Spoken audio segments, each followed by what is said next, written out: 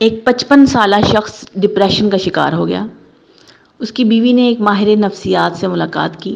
بیوی نے کہا کہ میرا شوہر شاید شدید ڈپریشن میں ہے، براہ کرم میری مدد کریں۔ ڈاکٹر نے اپنی مشاورت شروع کی۔ اس نے کچھ ذاتی باتیں پوچھیں اور اس کی بیوی کو باہر بیٹھنے کا کہا۔ صاحب بولے، میں بہت پریشان ہوں۔ دراصل میں پریشانیوں سے مغلوب ہوں۔ ملازمت کا دباؤ، بچوں کی تعلیم، ملازمت کا تناؤ، ہوم لون، کار لون، مجھے کچھ پسند نہیں۔ دنیا مجھے پاگل سمجھتی ہے، لیکن میرے پاس اتنا سامان نہیں جتنا کہ ایک کارتوس میں گولیاں ہیں۔ میں بہت اداس اور پریشان ہوں۔ یہ کہہ کر اس نے اپنی پوری زندگی کی کتاب ڈاکٹر کے سامنے کھول دی۔ پھر ڈاکٹر نے کچھ سوچا اور پوچھا کہ آپ نے 10ویں جماعت کس اسکول میں پڑھی؟ اس شخص نے اسے اسکول کا نام بتایا۔ ڈاکٹر نے کہا، آپ کو اس اسکول میں جانا ہے، پھر اپنے اسکول سے آپ کو اپنی 10ویں کلاس کا رجسٹر تلاش کرنا ہے اور اپنے ساتھیوں کے نام تلاش کرنے ہیں اور ان کی موجودہ خیریت کے بارے میں معلومات حاصل کرنے کی کوشش کرنی ہے۔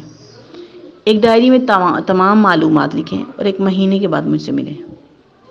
وہ شخص اپنے اسکول گیا، رجسٹر ڈھونڈنے میں کامیاب رہا، اسے کاپی کروایا۔ اس میں 120 نام تھے۔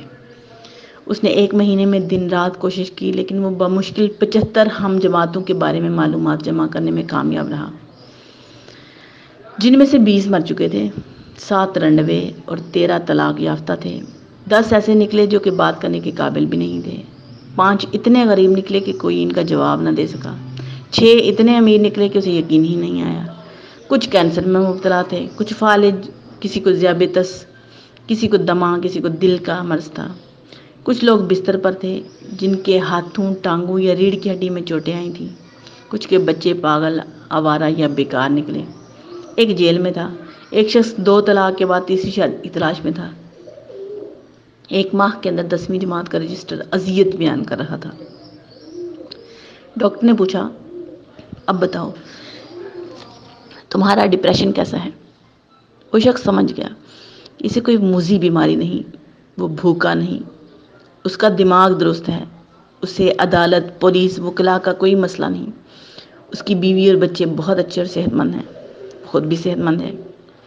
اس شخص کو احساس ہوا کہ واقعی دنیا بہت زیادہ دکھ میں ہے اور وہ بہت سے اذیت ناک دکھوں سے محفوظ ہے۔